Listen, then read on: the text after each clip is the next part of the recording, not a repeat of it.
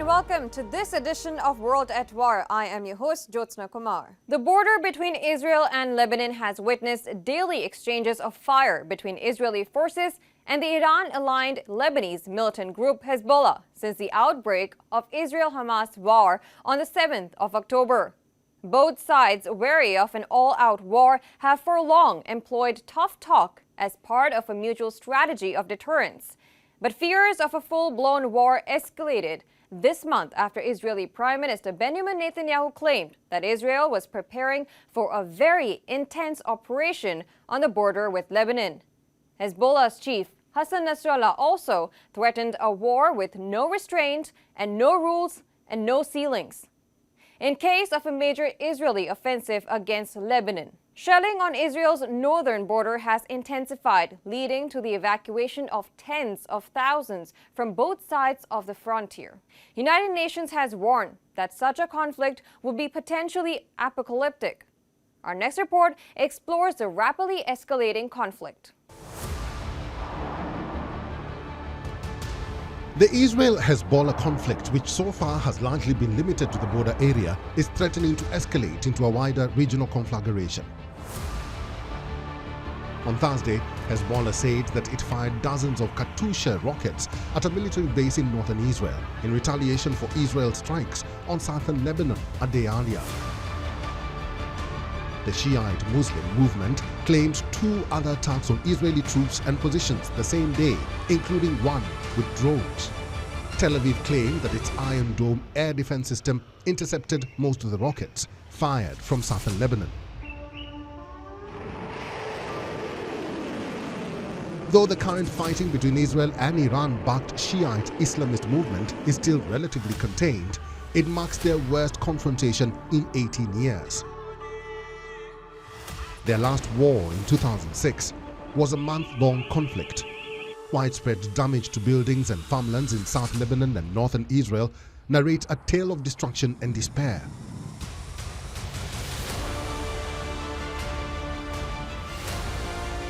The border zone on both sides has largely been depopulated, with tens of thousands of people fleeing their homes.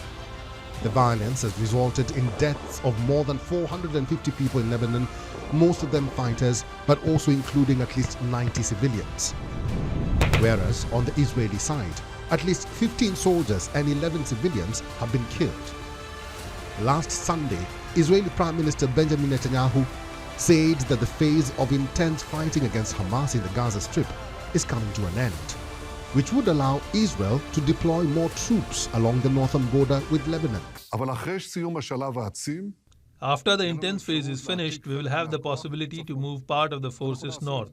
And we will do this, first and foremost, for defensive purposes, and secondly, to bring our evacuated residents home. If we can, we will do it diplomatically. If not, we will do it in another way. But we will bring all the residents home, all the residents of the north as well as the residents of the south.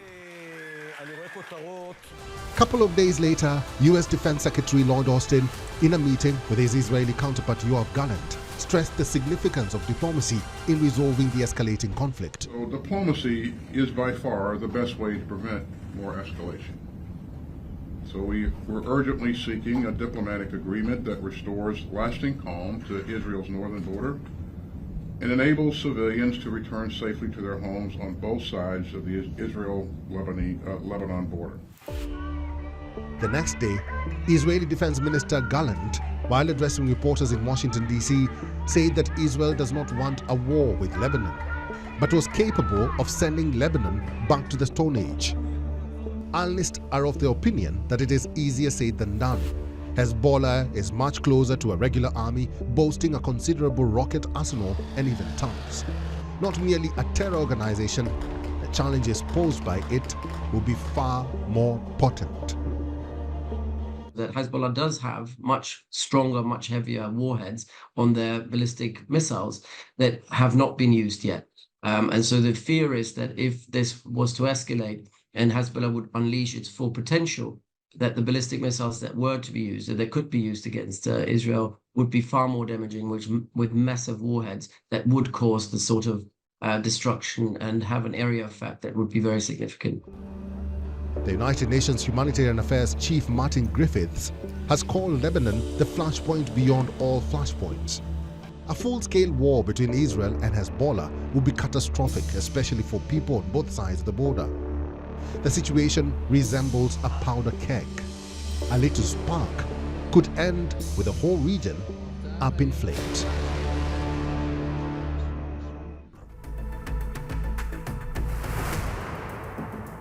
The Russian Republic of Dagestan was jolted by a spate of terror attacks on 23rd of June.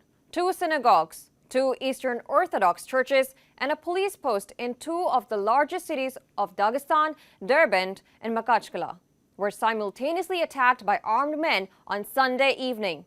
At least 21 people, including 16 police officers and a Russian Orthodox priest, were killed and 46 others wounded in the deadliest terror attack in Russia since March.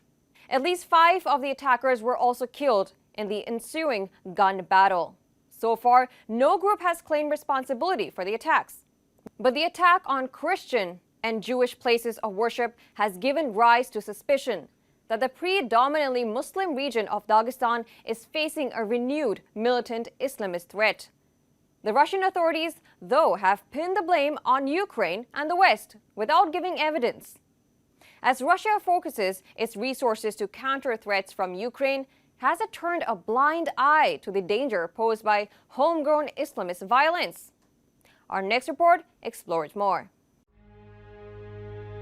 Pentecost, also known as Trinity Sunday, is one of the most important holidays in the Orthodox calendar.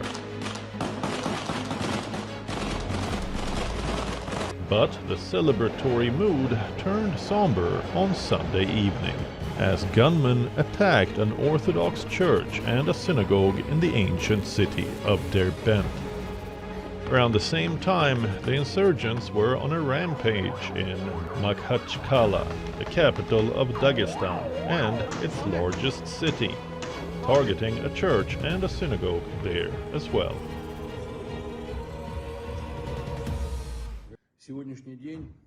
Today has become a day of tragedy for Dagestan, and not only for Dagestan but for our entire country. Unprecedented in their cruelty, terrorist attacks were committed today against religious sites in the capital of Dagestan, Makhachkala, and our ancient city of Derbent. Faced with this audacious coordinated attack, the security forces launched an anti-terrorist operation. Long into the night, the gun battles raged, resulting in the deaths of at least 5 assailants.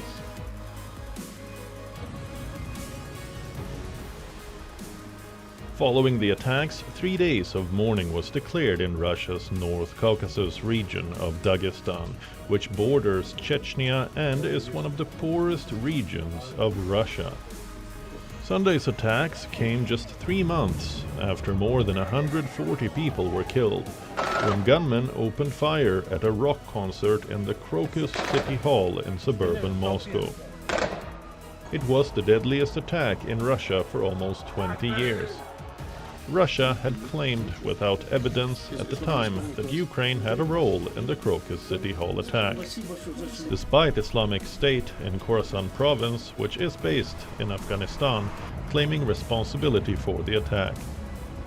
Analysts are of the opinion that Islamic State and other jihadist groups are discussing and increasingly grabbing the opportunity that Russia's war in Ukraine presents them. The Islamic State, and especially the Khorasan branch, the one in Afghanistan and Pakistan, based there, in their magazines in English language and in Pashto language, but also recently in the Tajik language one, they have been writing articles, all articles, about how Ukraine is the so-called, as they call it, black hole for the West and Russia, meaning that while the West and Russia is focusing their attention in Ukraine, jihadists can take advantage of this situation and strike.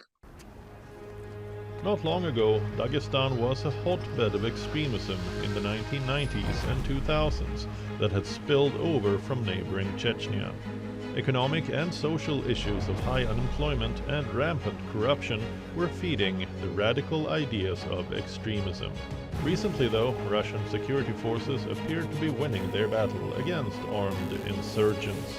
But these recent terror attacks are a grim reminder that the threat from militant Islamists is far from over.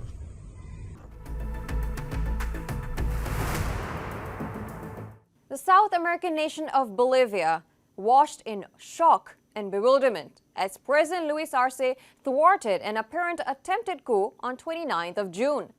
The man leading the attempted coup d'etat, Army General Juan José Zúñiga, was arrested on live television hours after he led troops and tanks to storm the presidential palace in the capital, La Paz. But General Zúñiga, before his arrest, created an uproar, alleging without providing evidence that President Arce himself had ordered the general to stage an uprising in order to trigger a crackdown that would make President Arce look strong and boost his sagging approval rating. Is there more to the attempted coup d'etat than meets the eye? Our next report explores the tumultuous day and its ramifications.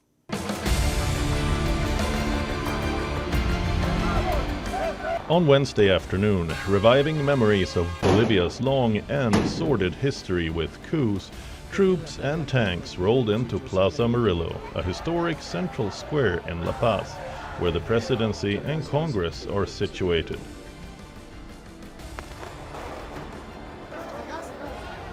One of the 8 tanks tried to break down a metal door of the presidential palace to allow soldiers to rush in. Addressing the nation, the Bolivian president, Luis Arce, called the mobilization, which lasted about 5 hours, an attempted coup d'etat, and asked people to mobilize for democracy. To the Bolivian people and the entire international community, the country today is facing an attempted coup d'etat. Today, the country once again faces interests so that democracy in Bolivia is ruined. Here we are, the national government with all its ministers firm, with a vice president firm here in Casa Grande, to confront any coup attempt, any attempt that threatens our democracy. The Bolivian people are called today. We need the Bolivian people to organize and mobilize against the coup d'etat in favor of democracy. We cannot allow once again coup attempts to take Bolivian lives. We want to urge everyone to defend democracy. Long live the Bolivian people. Long live democracy.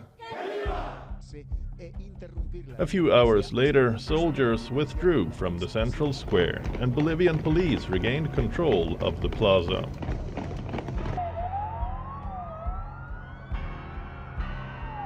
The alleged mastermind of the attempted coup, Army General Juan José Zúñiga, was arrested and forced into a police car as he addressed reporters outside a military barracks later the same day.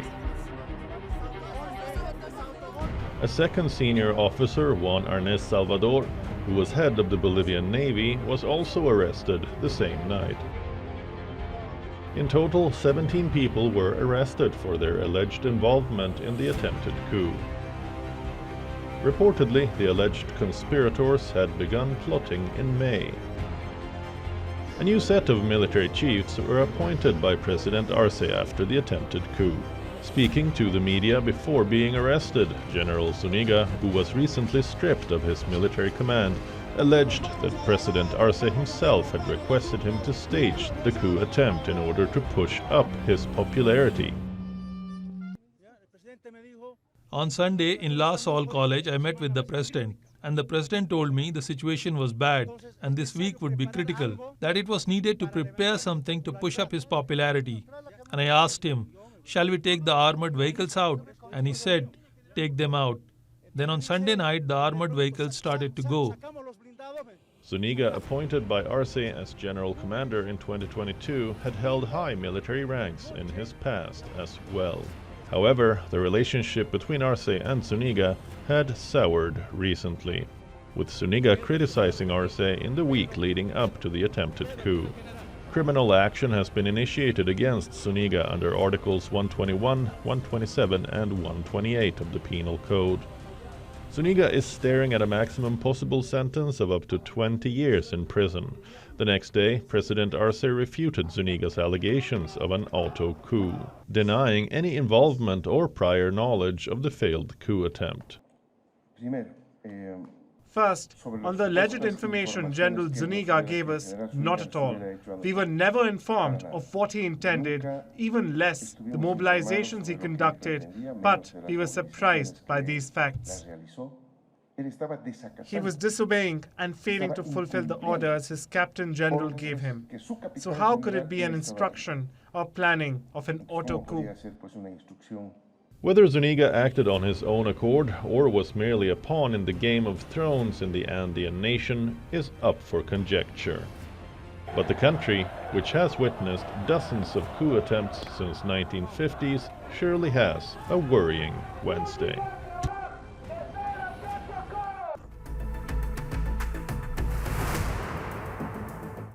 At least 23 protesters were killed and hundreds wounded during nationwide protests against tax rises in Kenya on 25th of June. The largely peaceful protests, ongoing for days, escalated on Tuesday after MPs passed an amended, deeply unpopular finance bill. A section of the parliament building in capital Nairobi was set ablaze by angry protesters who had broken through police lines to storm the parliament. On the same evening, a defiant Kenyan President William Ruto labeled the protesters organized criminals and accused them of participating in a treasonous event. A day after, in a dramatic reversal, Ruto declared that the bill containing contentious tax hikes would be withdrawn. But protests have continued, with protesters now clamoring for President Ruto's resignation. Our next report brings you more details.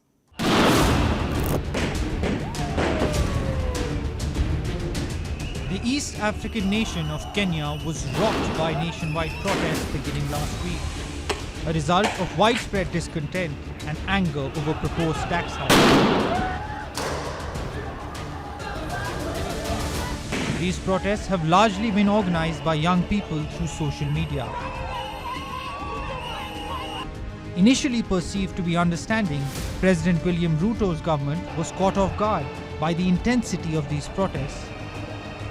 Tensions escalated on Tuesday when Kenyan police, clad in full riot gear, blocked access to the parliament, where lawmakers were debating the controversial finance bill.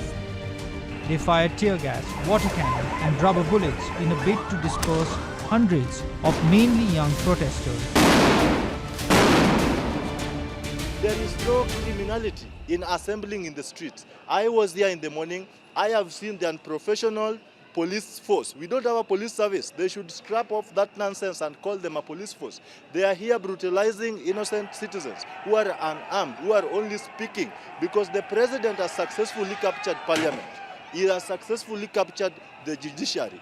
The only surviving sovereign power is the people. Now he's trying to brutalize us. The defiant crowd broke through the police lines to storm the parliament, vandalizing the interior and setting sections of the parliament on fire. The ceremonial mace, symbolizing the authority of the legislature, was stolen in the mayhem.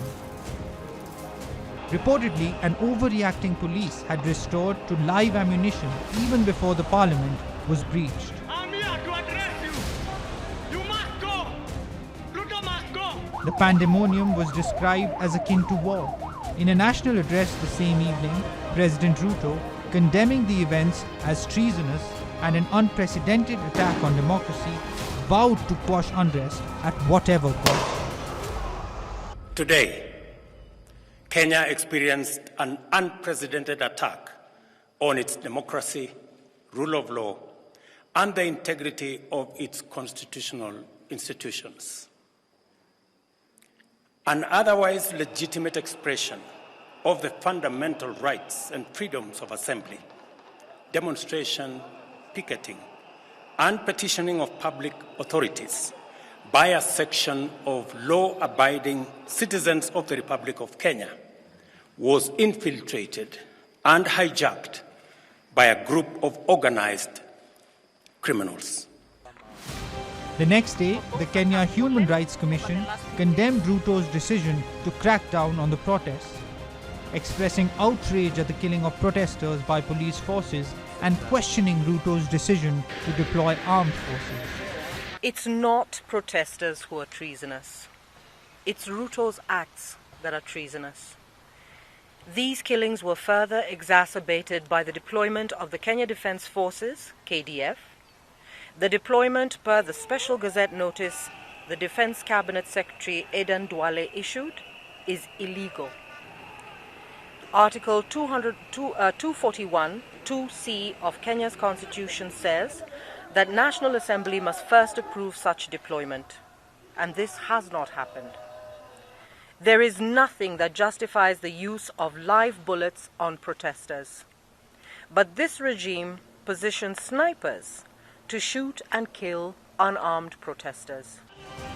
On Wednesday, in a major climb down from the hardline rhetoric, following an extraordinary demonstration of people power, President Ruto said he would withdraw the finance bill containing the controversial tax hikes. The announcement came in his second address to the nation within 24 hours. Consequently, having reflected on the continuing conversation around the content of the Finance Bill 2024 and listening keenly to the people of Kenya who have said loudly that they want nothing to do with this Finance Bill 2024, I concede, and therefore I will not sign the 2024 Finance Bill, and it shall subsequently be withdrawn, and I have agreed with these members that that becomes our collective position. The proposed legislation was part of efforts to cut the country's massive debt burden of more than $80 billion, which cost the country more than half of its annual tax revenues to service. The proposed legislation would have benefited farmers, students and teachers in a country where a third of its 52 million people still languish in poverty. But in a democracy, the people's voice is paramount, and the Kenyans have spoken in a loud and clear voice. Why are you doing this? Why? And that's all we could pack into this edition of World at War. Thanks for watching.